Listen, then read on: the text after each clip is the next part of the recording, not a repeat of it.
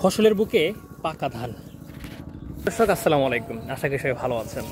তো আমি এখন যেখানে দাঁড়িয়ে আছি আমার চতুর্পাশে শুধু ধান আর ধান, কৃষকের বহু সংগ্রাম এবং লড়াইয়ের ফল। মোটামুটি ধানগুলা ভালোই হয়েছে, যে আমি আপনাদেরকে একটু দেখানোর চেষ্টা করি।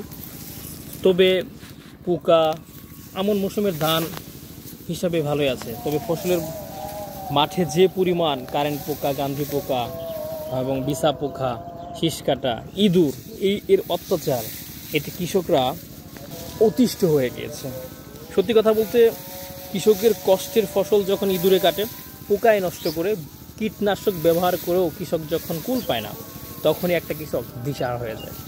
তো সুপ্রিয় দর্শক, বাংলাদেশ নদীমাতৃক দেশ, আর এদেশে অর্থনীতি কৃষি উপর নির্ভরশীল। আর পরিমাণ ধান আমার দু চোখ যে পর্যন্ত যাচ্ছে পুরাটাই, যদি আপনাদেরকে একটু দেখানোর চেষ্টা করি।